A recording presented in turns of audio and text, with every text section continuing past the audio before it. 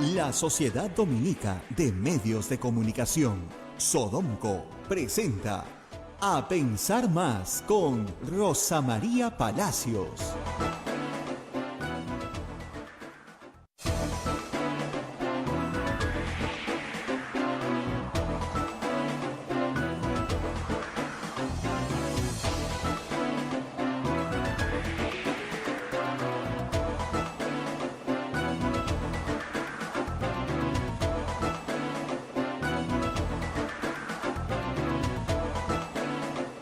Muy buenos días, señoras, señores. Bienvenidos a Pensar Más con Rosa María Palacios a través de las emisoras de la Sociedad Dominica de Medios de Comunicación, Sodonco. La Sociedad Dominica de Medios de Comunicación, Sodonco, está integrada por Radio Santa Rosa en Lima, Radio Santo Domingo en Chimbote, Radio San Martín en Arequipa, Radio Cepagua, Ucayali, Radio Quillabamba La Convención, Radio Madre de Dios, Puerto Maldonado. Estas son las emisoras dominicas del Perú de la red Sodonco. Hay otra red de radios amigas que siempre tienen la gentileza de unirse a la transmisión.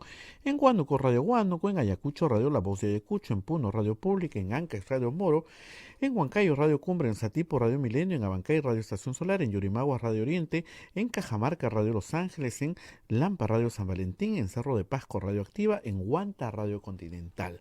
También a Emetagua nos ponen podcast en todo el Perú y el mundo, y las plataformas móviles. Estamos por el Facebook Live en vivo de Radio Santa Rosa, de Radio Quillabamba, el canal de YouTube de Radio Santa Rosa. Los invitamos a que se suscriban al canal de YouTube y también el Twitter. Con todo esto estamos llegando a ustedes. Muchísimas gracias por acompañarnos y ya estamos listos para saludar a Rosa María Palacios. Rosa María, muy buenos días, ¿cómo estás? Muy buenos días, Abel, muy buenos días a nuestros oyentes en todo el Perú y en el mundo entero. Hoy es viernes, todavía transmitiendo desde Florida, pero ya la próxima semana estaré con ustedes desde Lima. Y vamos a empezar, como hacemos siempre, con las menciones de nuestros auspiciadores. Empezamos con la Pontificia Universidad Católica del Perú. ¿Tu hijo o hija aún no sabe qué carrera estudiar? Podrá explorar sus opciones con el tour vocacional PUC en línea. Participará en talleres y charlas con expertos, clases modelos, junto con nuestros profesores y mucho más. Que explore sus opciones y decida su carrera junto con la PUC. Conoce más en tourvocacional.pucp.edu.pe. Y ahora vamos con las obras de las religiosas de Santa Catalina. Hotel La Cuesta de Caima, de la Asociación Santa Catalina de Sena, de las Madres del Monasterio de Santa Catalina, es la mejor opción para tu estadía en Arequipa.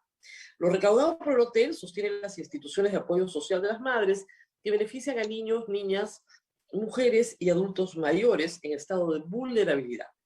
Informes en el Facebook e Instagram del Hotel La Cuesta de Caima, Arequipa. También tenemos las obras de carácter sanitario. Policlínico Ángeles de la Salud ofrece servicios de calidad en salud a precios al alcance de todos. Servicios de rayos X, mamografía, laboratorio de análisis clínico, ecografía, coloscopía, endoscopía, tópico, farmacia, servicio de ambulancia. Contamos con un staff de médicos de alta calidad y modernas instalaciones con todas las normas de bioseguridad. Las madres dominicas del convento de Santa Catalina contribuyen con sus oraciones por la salud física y espiritual de nuestros pacientes.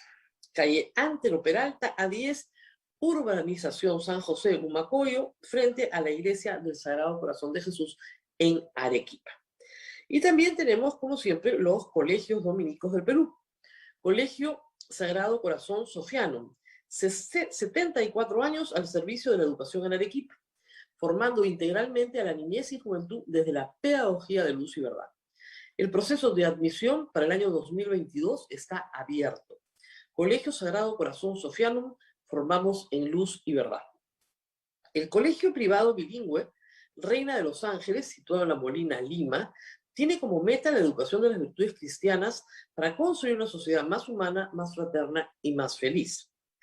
El Colegio Bilingüe La Asunción, perteneciente a la Congregación de las Hermanas Dominicas de la Inmaculada Concepción, ubicado en Trujillo, La Libertad, brinda una educación a jóvenes y niños basada en las virtudes y en la espiritualidad dominica. Colegio Santa Anita brinda educación católica desde el diseño curricular Luz y Verdad. Es una gran opción a los papás que buscan para sus hijos una educación de calidad con valores. Cuenta con docentes en el manejo de los entornos virtuales de aprendizaje para el desarrollo de habilidades de los alumnos que los hagan competitivos en la sociedad. Muy bien, estos han sido todos nuestros auspiciadores, pero tenemos bastantes noticias. Ayer el Congreso ha estado pues muy movido. Ha habido una visita temprana del presidente de la República y luego también un pleno que ha arrojado bastantes resultados. Empecemos con la visita. ¿Para qué fue el presidente Castillo al Congreso? Ayer nos despedíamos diciendo que la señora presidenta del Congreso había dicho que era una visita protocolar. Pero fue para algo más, para algo que jamás ha pasado en la historia del Perú. Fue para pedir que la presidencia de la Comisión de Educación se la dieran a el Partido Perú Libre. De hecho, a sus colegas maestros.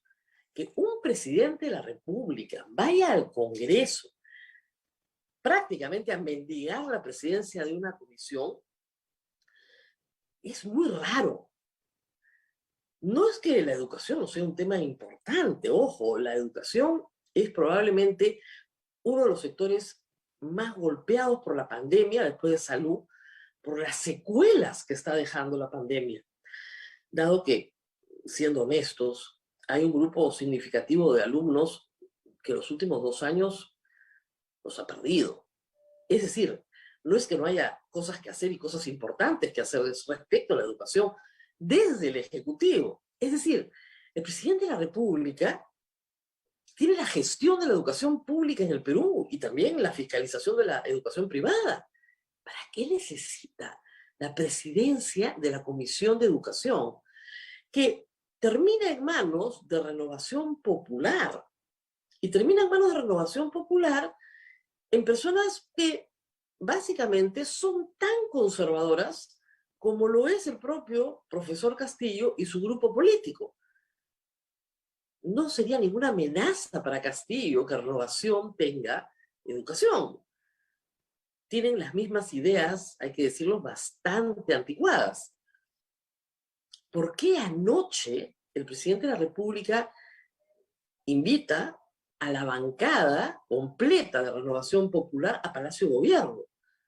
Anoche han ingresado a Palacio de Gobierno. Lo único en común que tienen en la agenda es la presidencia de la Comisión de Educación.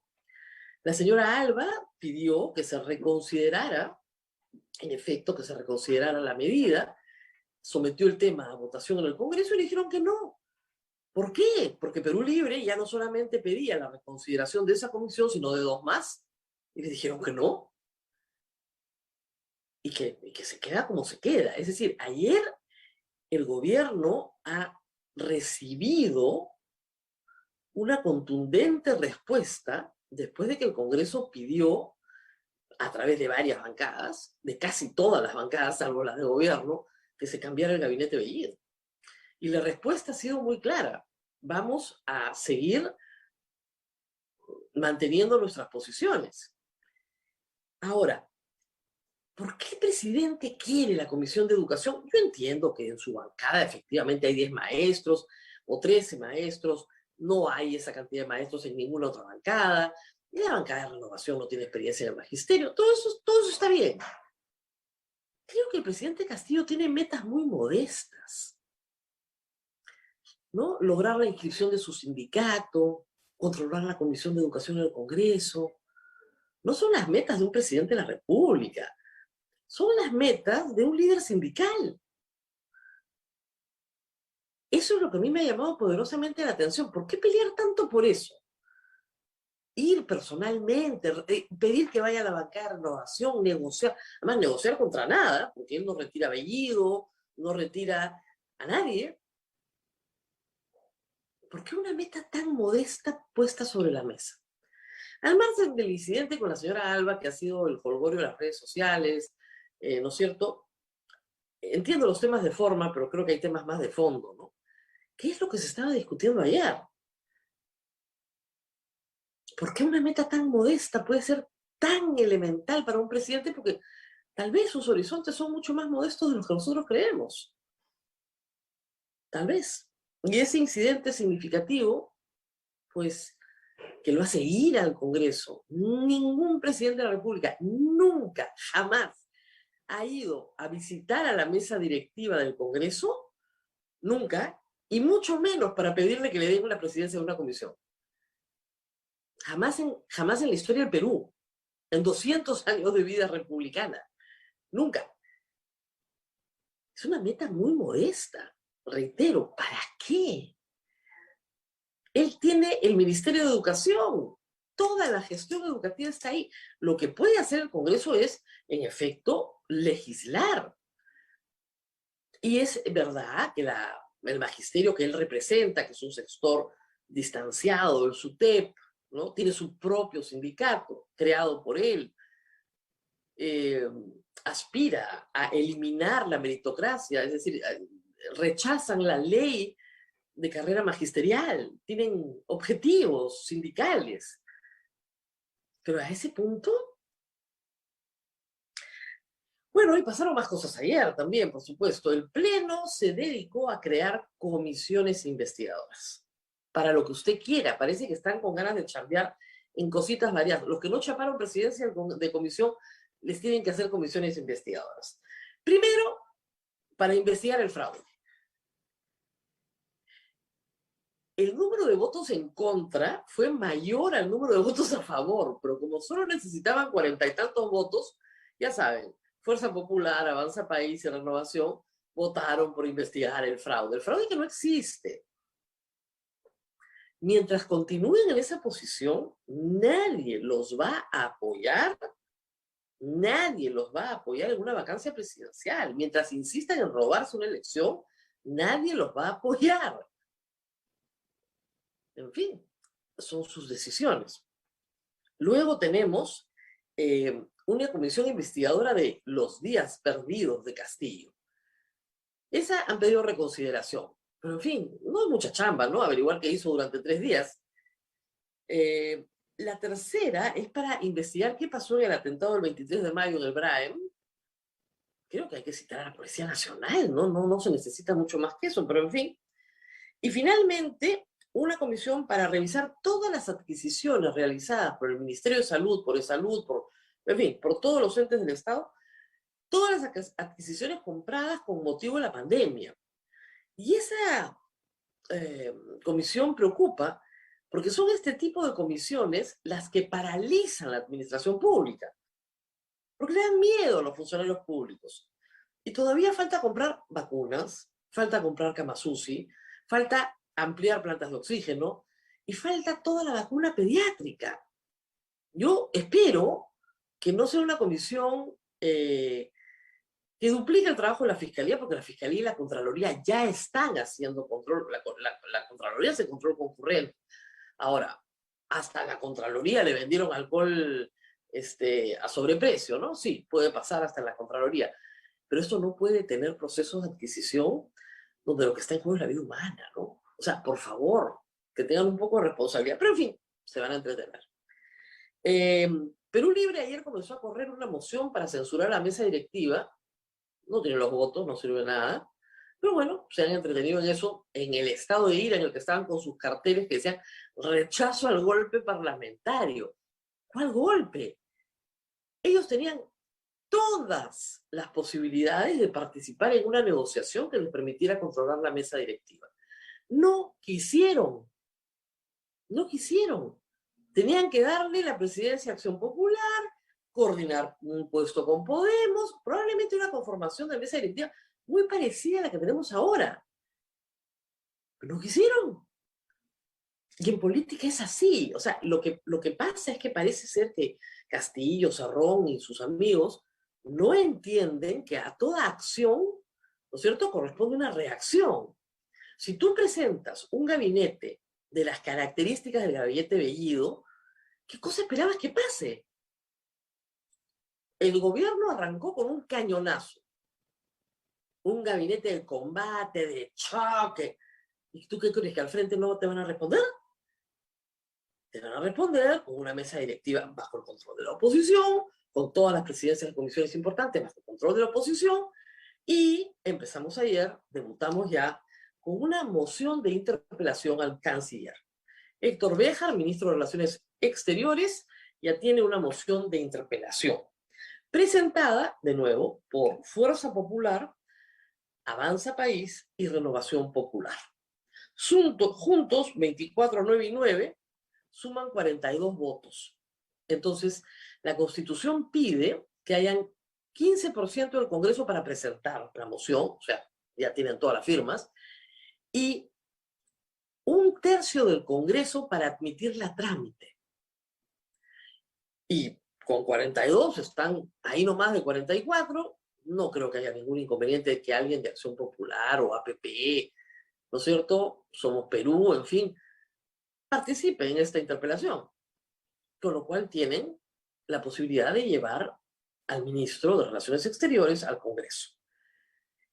El pliego de preguntas, como siempre, para no romper con la costumbre, es muy malo. Yo no sé quién redacta esos pliegos. Miren, no sirve ni como para cuestionario de periodista. Cuando uno prepara un cuestionario, incluso lo hace un poquito mejor, ¿ya? Pero, en fin, los temas versan sobre dos grandes grupos de preguntas. Una es el pasado político de Héctor Béjar. Su trabajo como activista, luego militante, luego guerrillero, ¿no es cierto?, formado en Cuba, donde conoció al Che Guevara. Se le preguntan todos los detalles de su vida política de los 60 y su participación en hechos de sangre. Se señalan dos incidentes: el asesinato del ingeniero Ismael Castillo, hermano del arzobispo de Lima, y el asalto a una hacienda en Ayacucho, donde mueren dos, por lo menos, integrantes de la familia Carrillo. También dos hechos muy conocidos en los 60. Y en el cual está imputado el señor Héctor Béjar, y por el cual finalmente se le detiene. Pero se le juzga por sedición y se le condena.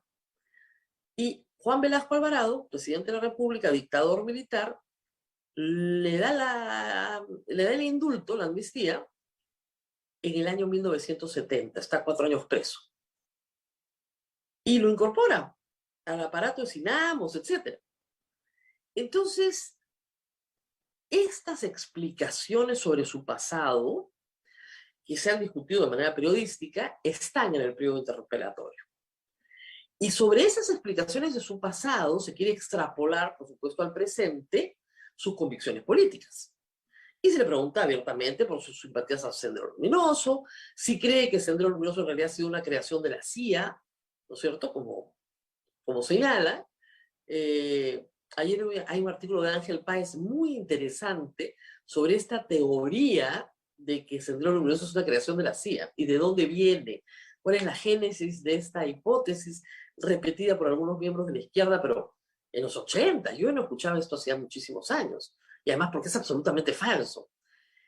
Y luego hay un segundo grupo de preguntas, creo yo, que van más al futuro de las relaciones exteriores del Perú, que eso importa muchísimo, bajo el prisma de las convicciones políticas del señor Béjar. Entonces se le pregunta por Cuba, por Venezuela, por Nicaragua, por UNASUR, por el Grupo de Lima, es decir, por todo lo que es la posición peruana como Cancillería frente a regímenes autoritarios en el continente. Y eso creo que es la parte más interesante y la que está peor formulada. Muy mal formulada. Le preguntan, oiga, el Perú le debe, no sé, un poco más de $1 millón a UNASUR. ¿Usted cree que debemos pagar para estar en...? O sea, lo que pasa es que se quiere relanzar UNASUR y el Perú quiere participar en ese esfuerzo. UNASUR fue una iniciativa de Hugo Chávez que ha tenido muchos problemas y que está prácticamente en crisis, ¿no es cierto? No funciona como mecanismo de coordinación continental. Entonces, le preguntan, ¿usted cree que vale la pena gastar millones de dólares en esta iniciativa, luego de haber dicho la frase no más pobres en un país de ricos? ¿Qué clase de pregunta es esa, por Dios? Pregunten de frente sobre el tema. Pero no, en fin, tampoco podemos confiar, pues, en que los congresistas van a poder redactar un cuestionario más o menos bien redactado, ¿no?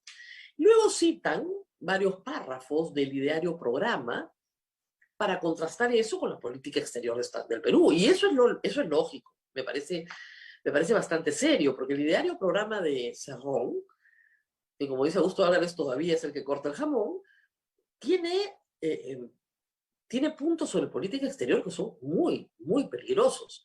Entre ellos, no lo menciona el pliego interrogatorio, pero yo lo hubiera preguntado, abolir el concordato con el Vaticano. Y obviamente, desconocer todos los tratados de libre comercio, bajo la lógica de que somos un país oprimido. Entonces, todas estas preguntas tienen que ver con el futuro de las relaciones exteriores del Perú. Dos grandes grupos, ¿no? El pasado del señor Béjar y sus convicciones políticas personales versus el futuro de la política exterior del Perú. Creo que se ha merito una interpelación, porque hay una preocupación. Significa un cambio de eje de la política exterior peruana. Y ese cambio de eje tiene que estar justificado ante el país. Son políticas de Estado. O sea, pasa este gobierno, pero el Estado permanece. Entonces las políticas de Estado no pueden cambiar abruptamente porque hemos cambiado de presidente. Y porque además porque tenemos una Cancillería muy profesional. Entonces queremos saber exactamente qué cosa quiere hacer el señor Béjar en estas circunstancias. ¿Esto puede conducir a una censura? Esto es más complicado porque los tiempos son importantes acá. Vamos a explicar un poquito. El día 23 de agosto, es decir, dentro de 10 días exactamente, se va a presentar el señor Bellido, presidente del Consejo de Ministros, con todo su gabinete, a exponer la política general del gobierno. Eso es lo que dice la Constitución. Y hace cuestión de confianza respecto de la política general del gobierno. Y el Congreso tiene que decirle sí o no, o abstenerse. Son las tres posibilidades que hay. El señor Bellido va a obtener la confianza si el número de sís son mayores al número de nos, sin contar las abstenciones. ¿Ok? Entonces, es posible que le den una confianza pequeña, la suficiente como para que siga gobernando, sin, como hemos explicado muchas veces, no cuente esta como la primera no confianza en el camino a la disolución del Congreso. ¿Ok? Y luego existe la posibilidad que en simultáneo, claro, se presente esta interpelación. La interpelación admitida a trámite, o sea, se va a votar, no sabemos cuándo. No sabemos, en el próximo pleno, el próximo jueves, probablemente, dentro de una semana. Entonces, es posible que la interpelación a Béjar sea posterior a la presentación de Castillo ante el Pleno. ¿Por qué? Porque una vez que se vota la interpelación, la moción de interpelación, se cita al ministro entre el cuarto y el 10º día después de votada. Y eso ya nos da más de 10 días a partir de la fecha. Salvo que se vote, no sé si hoy día va a haber pleno o no, no estoy muy al tanto de la agenda legislativa hoy, y se cite para dentro de 4 días. Con lo cual tienes una interpelación antes de. Pero luego esa interpelación puede terminar en un voto de censura. Es decir, terminado de exponer todo lo que tengas por el señor Béjar, habiéndole hecho las preguntas que le hayan tenido que hacer, el Congreso puede, cualquier bancada, presentar una moción de censura con el 25% de las firmas de los congresistas. ¿Ok? Esta, de nuevo, se admite a trámite y se vota. Hay un número de firmas para la presentación, otro número de firmas para la admisión y un número de firmas para aprobar, que es mayoría simple. ¿Podría ir el gabinete Bellido ya cojo? ¿Podría el gabinete Bellido hacer cuestión de confianza no solo una de la política general de gobierno, sino también de la presencia de Béjar en el gabinete? Van 2 el mismo día. Todas esas decisiones hay que discutirlas. Por eso, en este juego que es grande, ¿no es cierto?, de las relaciones ejecutivo y legislativo, ¿ves que el presidente va a mendigar la presidencia de una comisión? No es una meta, pero además hipermodesta en esta discusión entre poderes. Es como lo que le han dejado hacer a Castillo y que el resto lo maneja Cerrón. Yo francamente no entiendo. No estoy leyendo bien el escenario. O sea, creo que acá hay una confrontación enorme entre Ejecutivo y Legislativo, pero no vemos más. En fin, hoy día es viernes, nos tenemos que ir temprano, tenemos un invitado, vamos a estar con el señor Rodolfo Pereira, abogado constitucionalista, para hablar de un caso particular, pero de defensa de la libertad de expresión. Una libertad que, como ustedes saben, está siempre en guardia en este gobierno y en todos. El caso es el de Daniel Llovera, periodista, colega mío, con el que he trabajado durante mucho tiempo, que está siendo sometido a un proceso del cual vamos a hablar con el señor Rodolfo Pereira, que tiene de interés enorme para todo el periodismo nacional. Pero creo que eso va a ser después de la pausa, ¿verdad, Tabel? Así es, Rosa María, permíteme, hay una pregunta que está pendiente. Si el resultado de la comisión de investigación del Congreso no es vinculante, entonces, ¿para qué sirve? Ah, para ¿Cuál es su nada. objetivo? ¿Solo fastidiar? Para absolutamente nada. No, es que de verdad, las comisiones investigadoras lo único que sirven es para fastidiar, para recomendar. Entonces yo recomiendo a la Fiscalía que hemos encontrado estos hallazgos. Miren, en todos los años en los que yo he estado cubriendo la política peruana, y son más de 20, muy, muy rara vez el Congreso ha encontrado algo que la Fiscalía no supiera. Muy rara vez. Es más, los testigos, las personas que citan, no tienen ningún interés en ir al Congreso porque sus intereses están justamente en el proceso judicial, en la Fiscalía, donde los van a sentenciar de verdad. Es un show político. Las mejores comisiones investigadoras son las que investigan una materia para luego producir legislación. Esas son las que realmente sirven.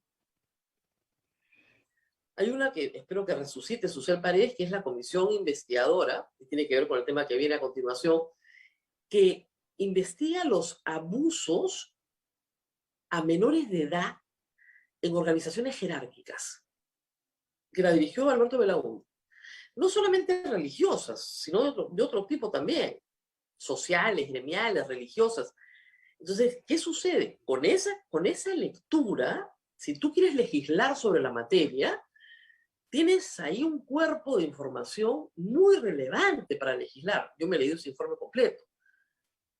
Esas son las mejores. La comisión investigadora, por ejemplo, la famosa comisión AMIS del Senado de 1985 al 90, que investiga la matanza de los penales durante el gobierno de Alan García, es un libro muy agradable leer, además, porque está bien escrito. Entonces uno lee todo esto y dice, ¿qué pasó acá? El caso García, escrito por Pedro Cateriano, es una crónica de una investigación, pero hubieron comisiones investigadoras, porque en ese caso el presidente de la República solo podía ser acusado siempre y cuando hubiera una investigación en el Congreso. Pero crear una comisión para ver si hay fraude, supongan, como dicen, en el supuesto negado que hay fraude, ¿qué cosa? Ya no va, o sea, no puedes, es un disparate completo. Pero tienen que justificar pues su chamba, creo yo, al final. ¿Y qué pasa? Los congresistas son personas que buscan figurar. No todos, hay algunos que les encanta cobrar y calladitos nomás no aparecer, pero la mayoría son muy figuretis, porque en eso basan su reelección, aunque no haya reelección ahora, pronto la volverá, entonces necesitan figurar. Y no hay nada más efectivo para figurar que ser el presidente de una comisión investigadora. Vas a salir en un montón de portadas, vas a salir en un montón de programas de televisión, te van a llamar de los radios. Perfecto, en tu lugar de origen te van a ver ahí saliendo en televisión nacional. Perfecto. Entonces, si quieres figurar, mi consejo es corre por la presidencia, la vicepresidencia, lo que sea de una comisión investigadora. No sirven absolutamente para nada. para nada. Otra comisión investigadora que fue importante, o sea, que el documento valía, fue la de Bagua, la que dirigió Guido Lombardi. Un documento bien escrito. Entonces, sí, es interesante. Es interesante el texto porque te produce conocimiento válido para legislación posterior. Pero una comisión investigadora como un mecanismo de sanción, eso no existe, porque las comisiones investigadoras no pueden sancionar a nadie. Sanciona el juez en un proceso penal o el funcionario administrativo en un proceso administrativo, pero no el congresista. No tiene facultad de sancionar a nadie. No sirven para nada. O sea, para los que quieren ese tipo de justicia, no la van a encontrar en el Congreso. Es absurdo. Lo que pasa es que mucha gente no sabe sus derechos, o no sabe los deberes, o no conoce los roles de las entidades del Estado. Entonces, este tipo de institución le da miedo. Lo que sirve efectivamente es para meter miedo, para fastidiar, para nada más. Y para paralizar, por ejemplo, compras del Estado sensibles en épocas muy urgentes. Porque no hemos salido de la pandemia, por si acaso. Que un porcentaje de la población esté vacunada, que los mayores de 38 años en Lima estén vacunados, no significa que hemos salido de la pandemia. Hoy día había un informe de algún hospital en Lima, el 85% de los pacientes en UCI son no vacunados. No hemos salido de la pandemia, por si acaso. Muy bien, vamos a la pausa, Abel. Vamos a la pausa, Rosa María, y les recuerdo que tenemos el 31 de nuestra rifa.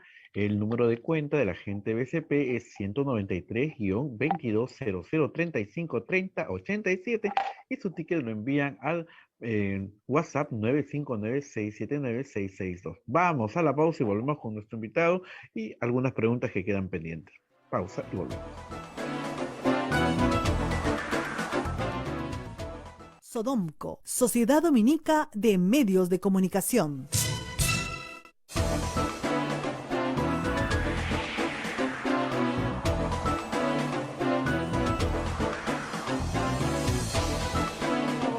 A través de las emisoras de la Sociedad Dominica de Medios de Comunicación. En Lima nos escuchan por Radio Santa Rosa, Chimbote por Radio Santo Domingo, Arequipa, Radio San Martín, Ucayali, Radio Cepagua, La Convención, Radio Quebamba, Puerto Maldonado, Radio Madre de Dios, en Huánuco por Radio Huánuco, Ayacucho, Radio La Voz de Ayacucho, Puno, Radio Pública, Ancash, Moro, Huancayo, Radio Cumbres, Atipo, Radio Milenio, Abancay, Radio Estación Solar, Yurimagua, Radio Oriente, Cajamarca, Radio Los Ángeles, Lampa, Radio San Valentín, Cerro de Pasco, Radio Activa, Huanta, Radio Continental, AM Tagua nos ponen podcast en todo el Perú y el mundo. Además, también las plataformas móviles, el Facebook de Radio Santa Rosa, de Radio Quebamba, el canal de YouTube de Radio Santa Rosa y la cuenta de Twitter. Rosa María, adelante, por favor.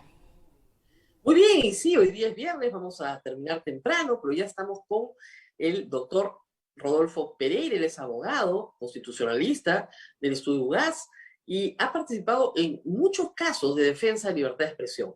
Y hoy día vamos a hablar del caso de Daniel Llovera, un caso que para los periodistas de investigación tiene que ser emblemático. Un caso en el que se enfrenta a una organización muy poderosa, por lo que estamos viendo, y además por la capacidad de litigio que tiene, que representa los intereses de una organización como el Sodalicio. Daniel Llovera participa en Piura en una investigación muy prolija producida para la cadena Al Jazeera, una cadena internacional, que es como CNN para el mundo árabe. Al Jazeera tiene un programa especial dedicado a América Latina y va recogiendo casos de distintos países. A Daniel se le contrata para hacer una investigación en Piura sobre las propiedades de una asociación civil sin fines de lucro cuyos miembros tienen una vinculación directa con el sodalicio. Y encuentra cosas muy interesantes. Por ejemplo, que esta asociación había contratado como seguridad, guardianía, guachimanes, a una organización criminal llamada la Gran Cruz del Norte. Organización criminal que tiene que ser detenida enviando refuerzos desde Lima, porque Piura no podía ni siquiera enfrentarlo. Esa organización criminal se dedicó a la guardianía de una cantidad considerable de hectáreas concedidas a esta asociación para desarrollar un proyecto multimillonario inmobiliario. Y toda esta asociación está vinculada directamente, y así lo entiende la población en el reportaje, a la organización religiosa Coalition.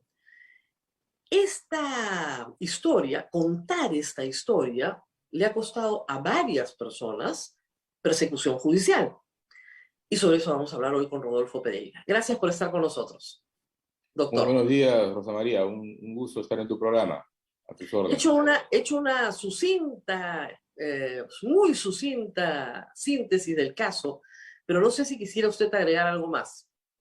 Sí, bueno, simplemente complementar que el reportaje está construido sobre la base de testimonios de 4 personas que de acreditada participación en los hechos, eso no hay duda, por lo tanto son protagonistas, digamos, privilegiados de los mismos, que realizan imputaciones sobre la participación del señor Gómez de la Torre Pretel, fundamentalmente, que dirigía esta asociación, en estos hechos, ¿no? Entonces, el reportaje está construido sobre esos testimonios, los presenta de manera conjunta, les da una sistematicidad, digamos, de manera coherente para contar una versión, ¿no?, de los hechos ocurridos. Por lo tanto, cualquier exceso, digamos, en la atribución de responsabilidades o incriminaciones son de plena responsabilidad de la fuente, ¿no?, que está propalando, no del medio de comunicación ni del periodista, que cumple su deber de diligencia con verificar la verosimilitud de la fuente, que no agrega nada, no distorsiona aquello que la fuente está señalando, que además presenta fuentes plurales, no es una sola fuente, ¿no? Y por tanto que no realiza ninguna incriminación directa, asumida, digamos, por el medio o el periodista, ¿no? Y además le otorga a la parte afectada con esas versiones la posibilidad de hacer sus descargos, cosa que se incorpora en el reportaje al final del mismo, ¿no? Por lo tanto, se cumplen todos los requisitos que establece la doctrina del reporte fiel para amparar este tipo de reportajes en la libertad de expresión.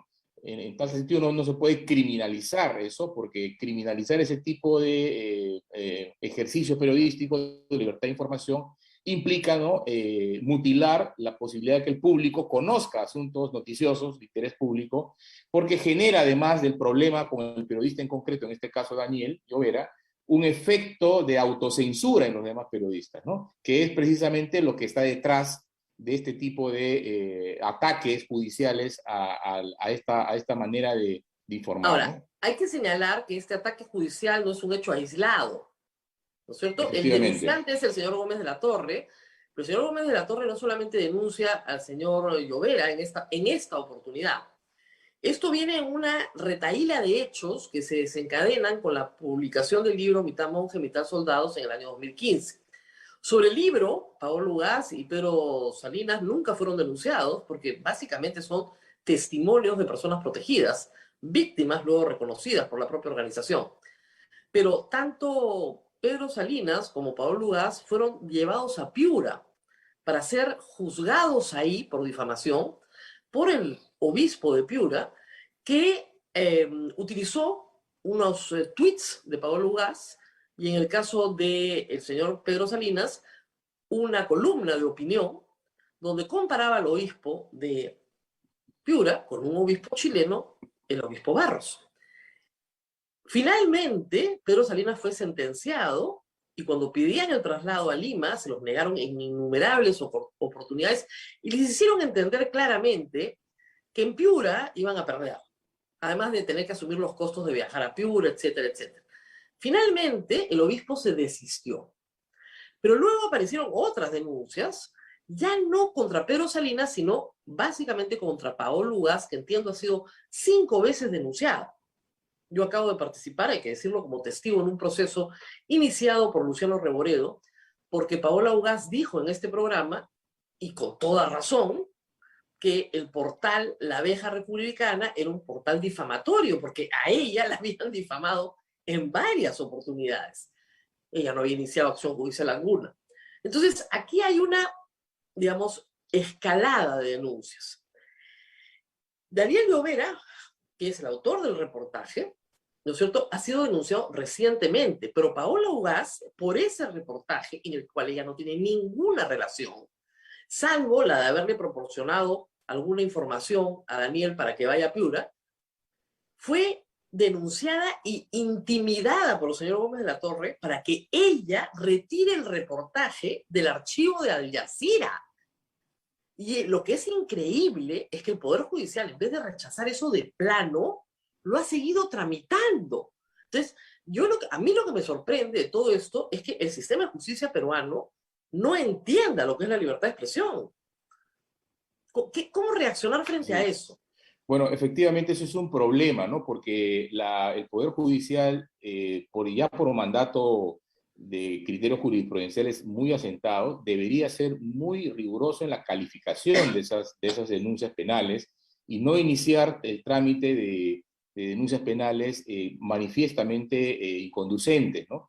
Lo que ha dicho la Corte Interamericana en varias oportunidades, la Comisión también, es que el solo hecho de procesar a un periodista, ¿no?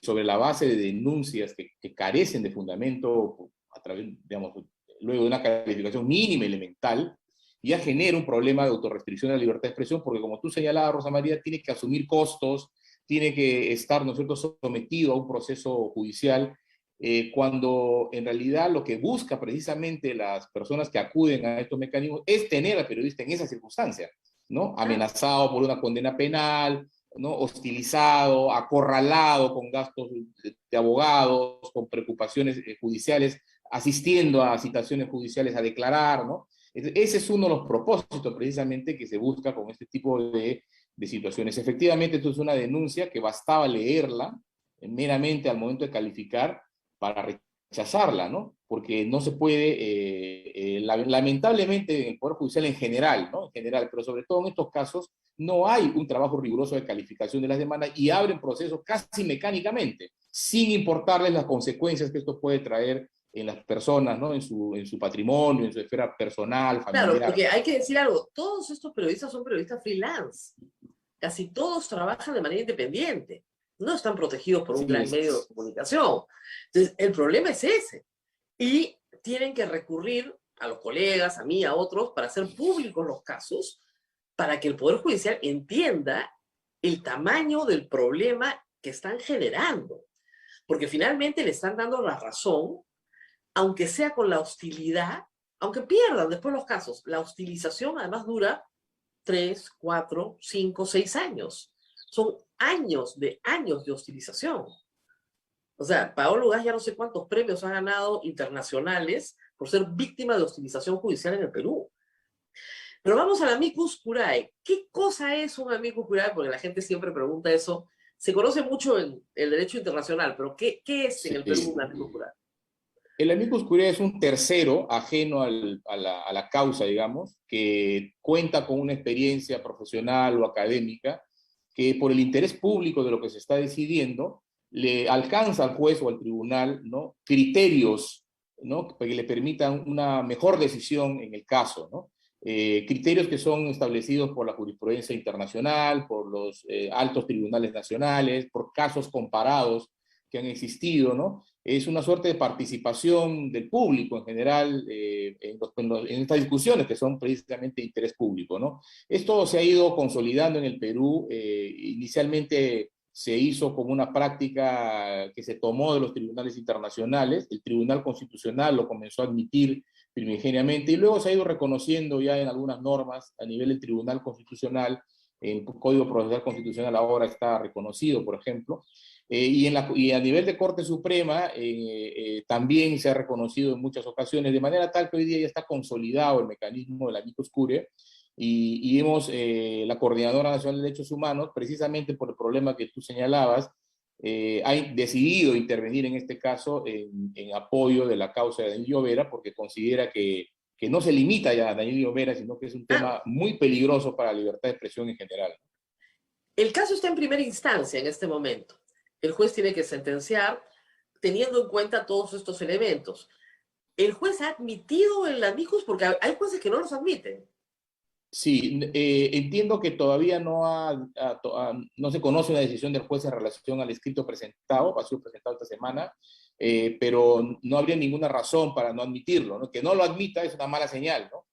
de que quiera resolver esto, un tema de altísimo interés público, al margen, digamos, de opiniones que puedan provenir del mundo académico, del ejercicio profesional en esta materia. Y en grandes líneas, ¿qué es lo que usted informa al juez sobre tendencias jurisprudenciales internacionales? Bueno, básicamente lo que se plantea en el amicus curiae es la identificación del tipo de caso. ¿Cuál es el tipo de caso, no? El señor Gómez de la Torre Pretel lo que hace es plantear un caso de delito contra el honor por afirmaciones falsas, ¿no? Uh-huh. Entonces, independientemente de la falsedad o no, pues no entramos a discutir eso en el documento, lo que le planteamos es cómo se resuelve este problema, ¿no? Planteado en el ámbito del derecho comparado y el derecho interno también. Entonces, lo que le decimos es que es un caso de reporte fiel, es decir, donde un periodista lo que hace es recoger testimonios de fuentes verosímiles en el momento en que se produce el reportaje y las reproduce. Que esto lo hacen los periodistas, Rosa María, cotidianamente, ¿no es cierto? Entonces, si se comienza a criminalizar al periodista simplemente por recoger versiones de una de las partes de un conflicto, ¿no? Y en este caso además también de la otra, porque también se recoge ese testimonio, imagínense, ¿no? Esto va a generar un efecto rebote impresionante. Yo siempre lo he dicho y se lo explico a los periodistas con los que trabajo. Nosotros no somos responsables por los dichos de un tercero. ¿Cómo voy a ser responsable por lo que dice otro? Ah, no, usted tiene que censurar al otro. No puedo. A mí incluso me han llamado a juicio un par de veces, pero rápidamente. Bueno, es que la diferencia es que yo soy abogada, la mayoría de mis colegas no lo son y la pasan muy mal. Claro, obviamente absuelta en todas las instancias, pues. Dice, ¿yo cómo puedo ser responsable por los dichos de un tercero? Denuncie usted al tercero, no me denuncie a mí. ¿Cómo lo puedo difamar si yo soy un tercero? ¿Ok? Pero lo importante en este caso es que algunos de estos testigos ya han sido llevados a juicio. Así es. Y han sido absueltos, hasta donde entiendo. Hasta ahora. Bueno, la información ahí no, por lo menos la información que yo tengo no es contundente, digamos, porque hay condenas en primeras instancias. Exactamente, ¿no? están en proceso. Por ejemplo. Y no tengo conocimiento del resultado, pero aún fuera ese el caso, Rosa María, aún que fueran condenados, ¿cierto? Bueno, está ahí entonces ya la atribución de responsabilidad por aquello que se dijo y se consideró pues ofensivo, ¿no? Pero ya de ahí extender eso al periodista que hizo el reportaje ya carece de todo sustento, salvo que se demuestre que el periodista, ¿no es cierto?, se coludió con la fuente, la indujo, la amenazó, la condicionó para que dijera aquello que dijo, que luego se descubrió que era mentira, ¿no? Pero nada de eso ha ocurrido ni se ha denunciado en este caso. En este caso simplemente por el hecho de tomar esos testimonios y difundirlos, ¿no? Ahora, es curioso que una organización que no quiere que esta información se conozca, ¿no es cierto?, porque entiendo que ha habido mucha restricción para que se vea en Piura el reportaje, lo lleve a juicio reiteradas veces, ¿no? Invitándolos a todos a volver a ver el reportaje, que es muy bueno, la verdad, es de gran calidad periodística. ¿Por qué harían esto? Una y otra vez, discutir cómo la Gran Cruz del Norte, una organización criminal conocida por la Policía Nacional, perseguida, detenida por la Policía Nacional, llevada a juicio, fueron los guachimanes de esta asociación. Es algo que no se explica una y otra vez. Sí, es algo realmente no entendible, ¿no? Yo creo que hay una mezcla de cosas, ¿no? La primera es no entender la libertad de expresión, su significado, su importancia, el rol que juega una sociedad democrática. Y en segundo lugar es un poco, diría yo, de falta de entendimiento también de que este tipo de acciones, como tú bien señalas, lo que hacen es amplificar más bien aquello que ellos no quieren que se difunda, ¿no? Porque generan el interés de la población para consumir esa información, ¿no? Y entonces genera un efecto contrario al que quieren finalmente.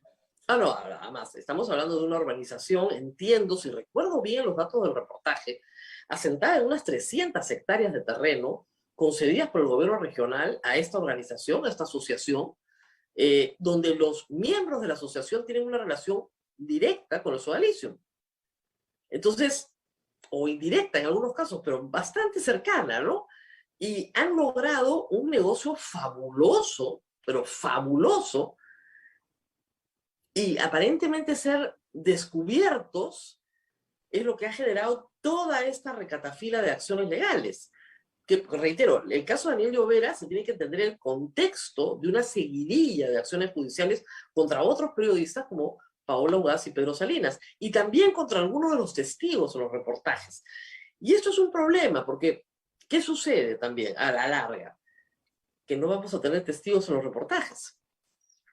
Y que si tenemos testigos protegidos en los reportajes, vamos a ser perseguidos por los dichos de los testigos protegidos en los reportajes. ¿Cómo vamos a poder trabajar? Sin duda, ese es el riesgo de este caso, Rosa María, ¿no? El efecto rebote que genera de autorrestricción, ¿no? en los medios de comunicación, porque efectivamente nadie quiere, pues, estar sometido a procesos judiciales, ¿no? Y es uno de los casos que ya se ha señalado en la jurisprudencia internacional, que es lo que busca esta gente. Esta gente no busca condena, ¿no? Por lo general, lo que busca es tenerte precisamente acorralado y luego buscar un efecto rebote que impida o que genere que los periodistas se autorrestrinjan, se autocensuren, ¿no? En relación con este tipo de hechos, ¿no? Claro, y lo que pasa es que, como sabemos, la pena por difamación agravada en el Perú es 3 años. Por lo tanto, ningún juez sensato, ¿no? El caso de Magali Medina es una excepción. Ningún juez sensato te va a imponer prisión efectiva porque la pena es menor a 4 años. Entonces no hay prisión efectiva por difamación. Entonces, ¿por qué tanto interés, ¿no es cierto?, en sacar adelante estas acciones y hacerlas públicas? Por ese contexto. Ahora, siendo usted un abogado que ve derechos fundamentales como la libertad de expresión, tengo que preguntarle cómo ve el momento político respecto a la libertad de expresión. Tenemos una serie de hechos por los cuales los periodistas estamos impedidos de ingresar a eventos públicos, no eventos privados, eventos públicos. La juramentación de ministros, el reconocimiento de las Fuerzas Armadas al comandante supremo de las Fuerzas Armadas, es un acto público. Creo que hay bastante jurisprudencia también sobre eso. O sea, ¿se nos puede impedir el acceso a eventos públicos? Bueno, no, de ninguna manera, ¿no? De hecho, efectivamente han sucedido una serie de hechos que preocupan bastante, ¿no? Acerca del talante democrático de los nuevos gobernantes. Primero porque impulsaron sanciones administrativas, ¿no? A algunos medios o periodistas. Luego ingresaron en un ámbito de secretismo, ¿no? Al comenzar a ejercer funciones de gobierno al margen, digamos, de las reglas de transparencia y de acceso a información pública. Y luego restricciones efectivamente ya efectivas a la prensa a eventos de naturaleza pública, ¿no? Y luego declaraciones, pues, ¿no? De todo tipo, digamos, en un sentido contrario a la libertad de expresión, ¿no? Esto preocupa mucho, no dice bien de un gobierno que recién inicia y que más bien debería preocuparse porque la población esté adecuadamente informada y que la prensa cumpla su función, Claro, ¿no? porque a veces se entiende, y esta discusión la tengo hace muchos años, a los gobiernos no les gusta la prensa, y debe ser así. Cuando al gobierno le gusta la prensa, vamos fatal. Nuestro trabajo es incomodar también a la oposición, porque incomodamos al poder. No importa cuál poder, nuestro trabajo es incomodar al poder. Pero eso no se entiende desde el poder, y creo que este poder no lo entiende, y si uno revisa el ideario programa y revisa las ideas de Vladimir Cerrón sobre la libertad de expresión, claro, está pensando en la ANMA, pero no está pensando en los medios que tiene actualmente en el Perú, al margen de, digamos, todos los errores y faltas que pueden cometer los medios de comunicación, que los cometen todos los días, pero lo que preocupa es este espíritu de censura. Exactamente, exactamente. Lo que siempre digo yo cuando hablo de estos temas es que no se entiende que la libertad de expresión encuentra su sentido precisamente en la opinión disidente y crítica. Para eso está la libertad de expresión. La libertad de expresión no está para los discursos, pues, laudatorios, amables, ¿no? Neutros, no. Para eso no se necesita libertad de expresión, un derecho tan fuerte como reconocen los ordenamientos. Está para proteger el discurso crítico, disidente, áspero, ¿no? Hasta desagradable, ¿no? En una democracia, porque solo de esa manera se construye un debate robusto, una opinión pública informada, ¿no? Y eso es la función precisamente de la libertad de expresión. El gobernante que no entiende eso es un gobernante claramente antidemocrático, ¿no? Entonces hay que estar alertas y exigirle permanentemente a este nuevo gobierno que se comporte conforme a esos estándares de libertad de expresión porque si no, bueno, va a terminar esto en una deriva antidemocrática que nadie quiere, ¿no? Claro, y pedir sanciones administrativas al Ministerio de Transporte y Comunicaciones fuera del proceso regular, además, que hay procesos regulares, es también un error garrafal, ¿no? No conocer ni siquiera las formas de sanción, porque hay formas de sanción, pero ni siquiera se conocen, ni siquiera se discuten, ¿no? Y si el Ministerio de Transportes quisiera sancionar administrativamente a alguien, tiene que buscar una causal objetiva en la Ley de Transportes y Comunicaciones, no una causal subjetiva. Y hay causales objetivas, ¿eh? Hay varias que se violan todos los días. Mírenlas bien, pero hay. Entonces, pero ninguna de las planteadas. Puede ser desagradable lo que diga alguien. Y efectivamente puede haber responsabilidades de todo tipo, pero no de la forma en la que se están planteando. Diría que es una mala época para la libertad de expresión. Creo que es un mal contexto, ¿no? Hay un entorno, digamos, enturbiado, ¿no? En relación con la libertad de expresión, porque claramente los gobernantes no entienden, ¿no? Claramente no entienden lo que es la libertad de expresión. Ese ideario que has citado, por ejemplo, dice de libertad de expresión, pero eso no es libertad de expresión, ¿no es cierto? Eso es un discurso monocorde desde el Estado, que es el Estado el que aprueba y el que decide qué es libertad de expresión y qué no es libertad de expresión, ¿no? Claro. Eso sin duda es incompatible con este derecho. Y de parte de los medios hay que decir también que cuando un medio tiene un compromiso ético por escrito, en sus principios rectores, como los que usa el comercio, o en su código de ética, como el que tiene la Sociedad Nacional de Radio y Televisión, sí tiene una obligación de cumplirlos. Y hay que hacerlos cumplir, sea gremialmente, sea a través del Ministerio de Transportes y Comunicaciones, o sea a través del Poder Judicial. Y eso se han violeado en estas elecciones varias veces. Hay que decirlo también. De nuevo, eso también promueve la autocensura, porque el periodista teme desagradar al propietario y quedarse sin trabajo. Entonces, no está informando, buscando la verdad para su audiencia, sino está informando, buscando la versión que le gusta al dueño. Y eso es un problema que lamentablemente hemos visto en estas elecciones, y hay que ser honestos con eso también. Sí. Y es un problema que la jurisprudencia también ha destacado, Rosa María, ¿no? Es decir, la libertad de expresión al interior de los medios, ¿no? Es como la libertad de información, sobre todo, ¿no? Debe estar garantizada al interior de los medios de comunicación para que no se convierta precisamente en un vehículo para la transmisión de información sesgada, ¿no? O vinculada a determinado tipo de intereses, ¿no? En todo caso, que se diga, ¿no? Que se explicite cuál es el interés que está detrás, ¿no? Pero no presentar información como si fuera una información objetiva cuando no lo es. Así es. Bueno, estaremos a la espera, porque presumo que ya está la causa para sentencia. El amicus ha entrado justamente en la etapa anterior a la sentencia. Así es. Es más, esta causa, Rosa María, en estricto ya estaría prescrita, ¿no? Porque eso es lo que discusión... y yo también calculo lo mismo, porque son 3 años más 1 y medio, 4 y medio, y el reportaje me parece que es del 2016, ¿no? O 17. Así es de diciembre de 2016, por lo tanto, a julio de este año ya la causa habría prescrito porque son 3 años, 4 años y medio, ¿no? Así es. Sin embargo, no, bueno, esperemos que el juez emita una decisión conforme a este criterio, salvo que esté considerando que se trata de un delito permanente en la medida en que, como está colgado en la red, ¿no es cierto? Todos los días se comete el delito, ¿no? Lo cual es una locura total, eso no tiene ningún sentido. El delito de difamación es un delito instantáneo, ¿no? Claro. Su consumación ocurre en además, el momento de la publicación. Yo creo que las oficinas de Londres, en Al Jazeera, se ven reír a carcajadas, ¿no? De un señor que pretende, primero, que una periodista que no tiene nada que ver con ellos, ni siquiera tiene una relación contractual, baje un video que ella no ha producido. O sea, como digo, de frente, pues archivas eso, ¿no? Pero luego pedir que un reportaje de una cadena internacional de noticias sea bajado porque persiguen al periodista que lo hizo en el Perú 4 años después. Miren. No, eso es un escándalo internacional. Exactamente, es una vergüenza. Es una vergüenza, la verdad. Es una vergüenza para el Perú, para lo que son nuestras instituciones. Y lamentablemente los hechos que relata Daniel Llovera son verdaderos, aunque no se discutan. Es verdad que esas personas le cuentan lo que le cuentan. Eso es verdad. Así es. Al margen del fondo del asunto, esa urbanización existe, la Gran Cruz del Norte existe, sí fueron los guachimanes, encontraron los vouchers del Banco de Crédito, donde les hacían transparencias semanales para que cuiden los terrenos y saquen a gente que ya vivía ahí hacía muchos años. Entonces, todo eso es verdad. Y va a seguir siendo verdad después de muchos años también. Y siempre será verdad.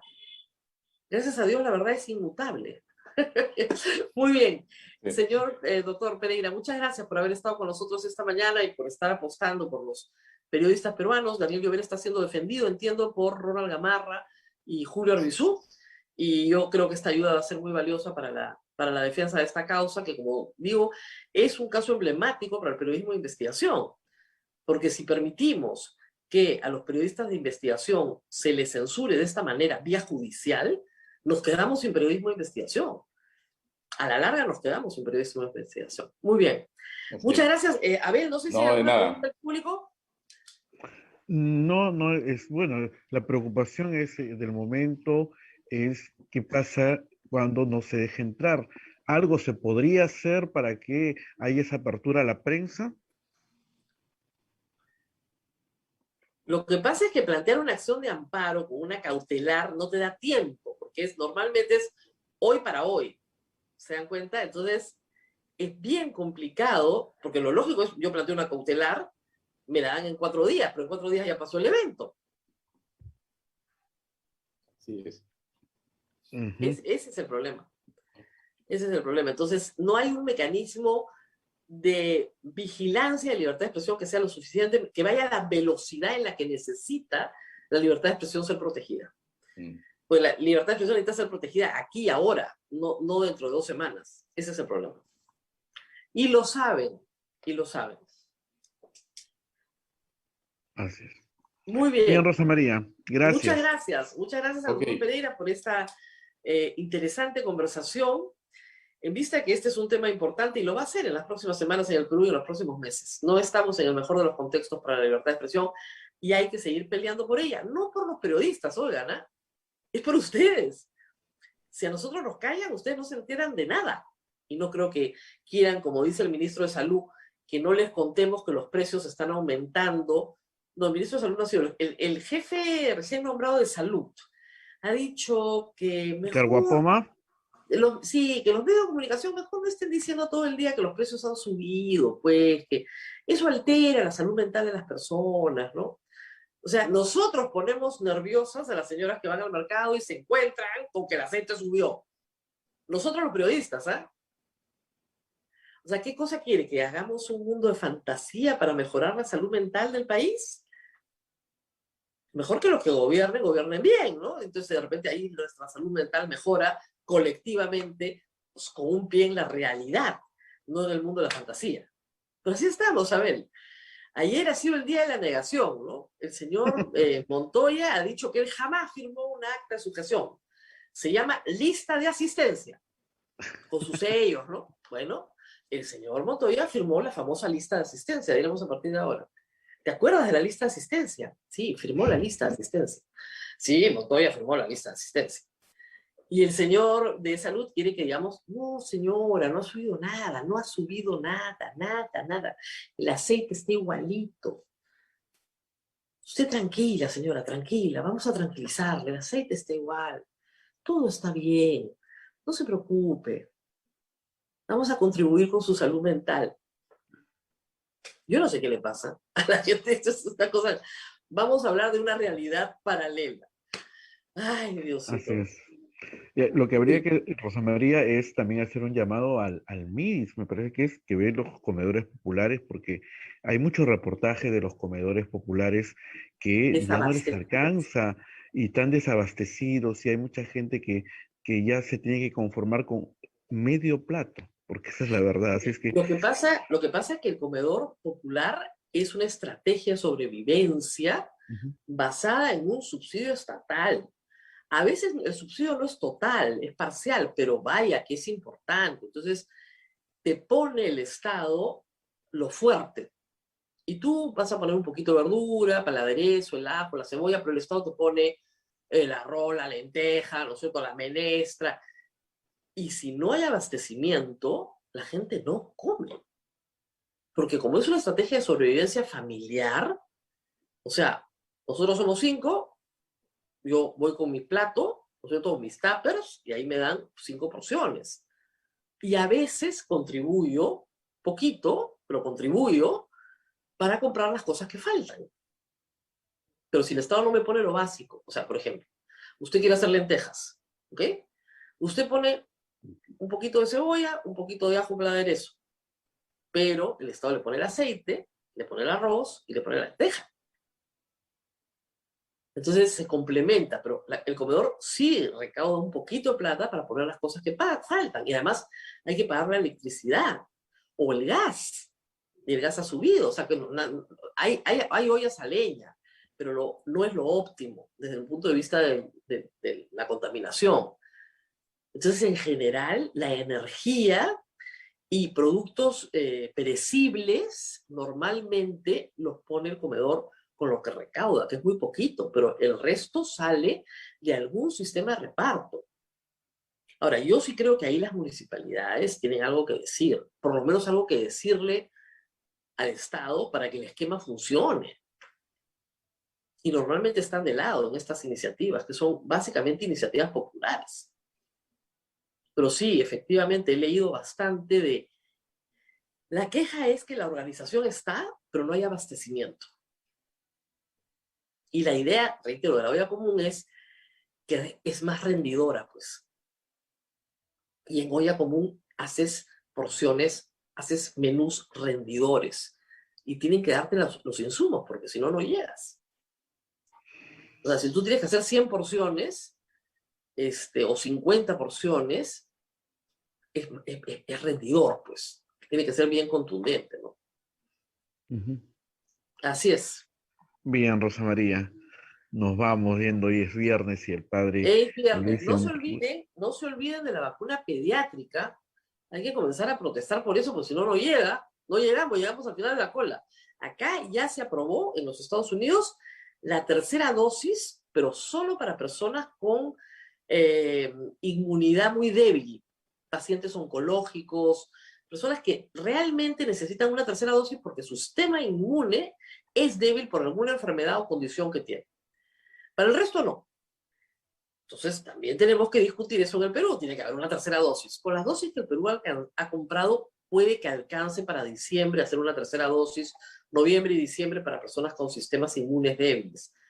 Pero lo que viene es la vacuna pediátrica. Está a la vuelta de la esquina. Miren, estamos en agosto, ¿eh?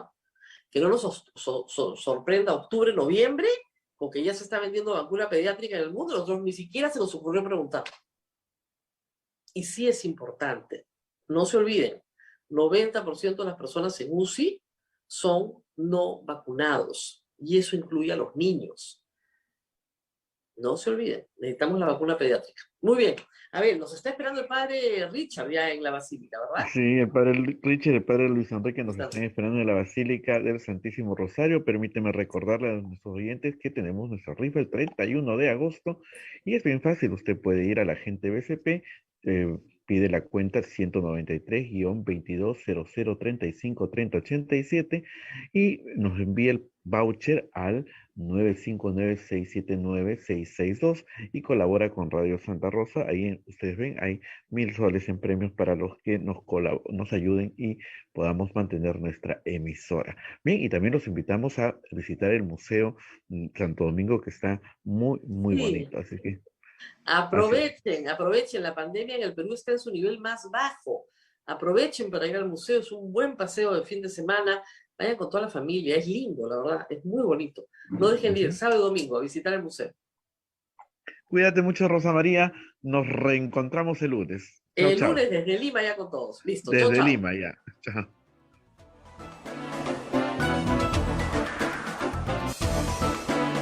Hasta aquí, A Pensar Más con Rosa María Palacios. Este programa fue producido por la Sociedad Dominica de Medios de Comunicación, Sodomco.